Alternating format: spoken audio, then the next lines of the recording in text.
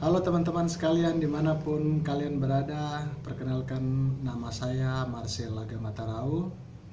Bertepatan pada hari ini tanggal 3 Mei 2020, hari Minggu panggilan sedunia, dan sekaligus merayakan pekan keempat masa Paskah. Saya mengucapkan selamat hari Minggu untuk kita semua.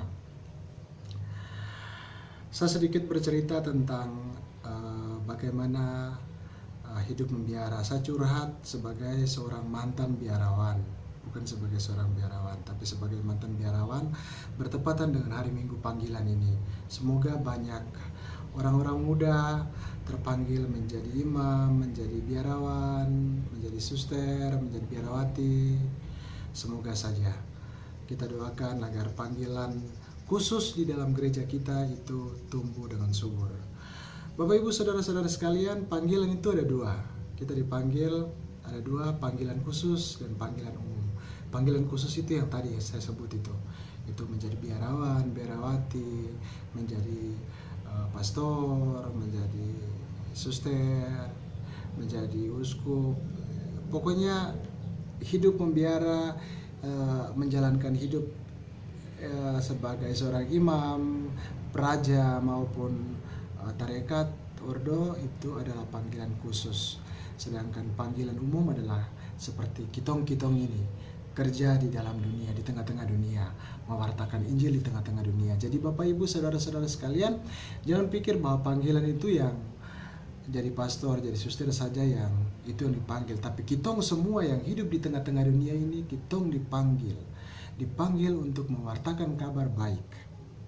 Saya bercerita sedikit, saya adalah seorang mantan biarawan Fransiskan. Saya hidup di biara selama 11 tahun lalu keluar. Saya keluar, banyak orang bertanya dan berpikir, kenapa mau keluar dari biara? Hidup su enak-enak di biara, su senang-senang di biara, hidup su bagus. What? Tidak semua orang bisa hidup membiara. Banyak yang dipanggil tapi sedikit yang dipilih. Kitong semua tidak sanggup hidup di dalam biara. Kitong semua tidak sanggup hidup sebagai pastor. Kitong semua tidak sanggup hidup sebagai suster. Saya sebagai mantan biarawan, saya kasih tahu bahwa tidak segampang itu. Tidak segampang kasih balik telapak tangan. Jadi ternyata banyak orang yang keluar dari biara, banyak orang keluar sebagai sudah jadi imam keluar, banyak orang jadi suster keluar. Kenapa? Berat, susah. Susahnya itu di mana? Banyak faktor, banyak hal, banyak pertimbangan. Kok kira jadi imam itu gampang? Terada kawan. Kok kira jadi suster itu gampang? Terada, usaha keras. Itu yang saya cuma mau kasih tahu itu saja, usaha keras. Menjalankan panggilan khusus itu betapa sulit, betapa susah. Jadi kalau kita lihat pastor, lihat suster, lihat uskup, aduh kita senang, kita hormat karena dorang itu yang menunjukkan keteladanan hidup sebagai orang Kristiani yang baik. Kita ambil contoh dari mereka. Jadi kalau ada biarawan, biarawati yang kasih contoh hidup tidak bagus, bagaimana? Ya sudah, dimaafkan. Karena tidak segampang yang kita bayangkan. Dimaafkan saja ya Bapak Ibu kalau ada kesalahan-kesalahan dari kita punya imam, suster, biarawan, biarawati. Kalau ada kesalahan, iya memang dia sebagai manusia jadi ada salahnya. Tapi sekali lagi saya katakan bahwa menjalankan panggilan khusus itu berat. Tapi tidak meremehkan juga bahwa kita yang menjalankan panggilan umum di tengah-tengah dunia ini betapa beratnya. Karena kita punya tantangan lebih besar. Kita menghadapi kehidupan secara langsung dan itu berat. Dan kalau kita bisa melewati semua tantangan hidup dalam pekerjaan sehari-hari itu dengan baik, betapa luar biasanya kita menjalankan panggilan dengan baik. Banyak santo-santa juga yang awam. Jadi jangan pikir santo-santa itu datang dari pastor, dari suster, biarawan, biarawati. Terada bapak ibu yang baik, menjadi bapak keluarga yang baik, menjadi ibu keluarga yang baik, menjadi pekerja yang baik, mewartakan Injil dengan baik. Kita bisa jadi orang suci, kita bisa jadi orang baik. Itu yang saya mau bilang ke Bapak Ibu sekalian. Jangan bertanya, jangan menghakimi mereka yang keluar seperti kami, yang mantan-mantan ini. Tapi menjalankan hidup sebagai biarawan itu susah sekali, sehingga saya berharap bahwa kita yang hidup di tengah-tengah dunia itu kita hidup dengan baik sudah cukup. Hidup sesuai jalur sudah cukup. Cermin kita ada di mereka yang dekat dengan Tuhan Yesus, dekat dengan Bunda Maria yang ada di dalam biara. Mereka hidup taat, hidup miskin, hidup tiga kaul itu, taat, miskin, dan murni. Mereka yang jalankan seperti Yesus. Mereka jalankan seperti Yesus, sehingga mereka yang bertahan sampai akhir patut yang acungi jempol. Tapi mereka yang tidak bertahan tidak boleh mengecam. Karena saya sendiri mengalami itu. Lalu saya pikir, what the fuck? Akhirnya saya maki. Saya tidak peduli dengan pembicaraan orang seperti apa. Yang pentingnya saya menjalankan hidup dengan baik. Saya tidak bikin rugi orang. Saya tidak bisa bikin rugi orang. Tidak cari makan, tidak makan dari piring orang kayak gitu. Saya cari makan sendiri dengan baik, dan itu sudah menjadi bentuk penginjilan. Dan saya berharap bahwa banyak anak-anak muda yang terpanggil untuk menjadi biarawan biarawati. Kalau tidak terpanggil, silakan lanjutkan hidup Anda sebagai awam yang baik. Itu pesan saya sebagai sang mantan biarawan. Terima kasih untuk Bapak Ibu, saudara-saudari sekalian yang sudah menonton video ini. Semoga Bapak Ibu, saudara-saudara sekalian bisa berpikir lebih terbuka, bisa menjadi garam dan terang di tengah-tengah dunia. Kita sama-sama berdoa untuk panggilan, semoga panggilan khusus di tengah-tengah dunia subur, semoga panggilan umum kita sebagai orang awam ini juga hidup dengan baik di tengah-tengah masyarakat.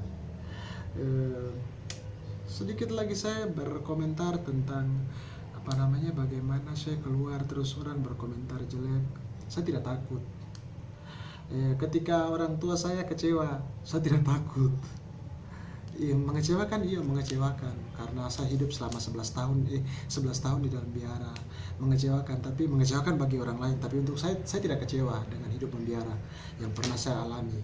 Lalu saya keluar karena itu sebagai pengalaman saya, sebagai salah satu bagian dari saya punya perjalanan hidup. Saya bersyukur dan berterima kasih untuk para pimpinan, para pembimbing rohani, dan semua saudara-saudara Fransiskan yang sudah membimbing saya sampai saya bisa menjadi manusia yang sedikit dewasa. Tidak dewasa amat, tapi sedikit dewasa. Karena menurut saya, hemat saya, hidup membiara itu sangat berat. Banyak hal yang tidak kita ketahui, karena bagaimana kita menghidupi satu spiritualitas itu, menghidupi itu menjadi DNA kita, lalu menjalankan itu tidak segampang yang teman-teman bayangkan. Karena saya sendiri mengalami selama 11 tahun dan bergumul terus menerus apakah Tuhan panggil saya betul-betul atau tidak. Saya selalu bertanya itu, dan kemudian pada akhirnya saya sendiri secara sadar bertemu dengan pimpinan, lalu pimpinan mengatakan kepada saya, "Sel, tempatmu bukan di dalam biara, tempatmu di luar biara. Kamu bisa menjalankan panggilan hidupmu sebagai awam biasa yang bisa menjalankan firman Tuhan." Itu yang saya dengar dari pimpinan. Tidak ada air mata apa-apa, saya keluar dengan gembira, lalu saya menjalankan hidup dengan gembira. Susah senang di luar itu adalah konsekuensi dari itu. Tapi seperti yang Bapak Ibu saudara-saudari ketahui bahwa memang tidak segampang itu untuk mengambil satu keputusan untuk keluar dari biara, menjalankan hidup sebagai awam biasa, menyesuaikan diri sebagai orang biasa. Itu tidak susah. Bagi Bapak Ibu saudara-saudari sekalian yang mungkin menganggap remeh atau mencela mereka, mantan-mantan biarawan, biarawati, mantan pastor, mantan suster, janganlah mencela mereka, karena mereka juga manusia sama seperti kamu. Karena mereka juga bisa buat kesalahan lalu memulai kehidupan baru. Kalau menjalankan hidup lalu ada salah di situ atau ada kurang pas di situ, kita cari jalan lain. Karena jalan yang itu sudah buntu. Jadi kita cari jalan lain untuk bisa menjalankan hidup dengan baik. Yang pentingnya kita tidak bikin susah orang, tidak makan dari orang po piring, atau cari uang sendiri, menghidupi hidup sendiri, mau jalan kaki kah, mau ada kendaraan kah, mau ada rumah kah, yang penting hidup baik. Hidup baik itu sudah mencerminkan panggilan hidup yang luar biasa dari Tuhan. Jadi profesiat untuk kita semua yang sudah menjalankan hidup sebagai orang-orang terpanggil, orang-orang yang diutus oleh Tuhan. Semoga panggilan hidup kita sebagai orang Kristiani itu tetap menjadi kita tetap menjadi garam dan terang di tengah-tengah dunia.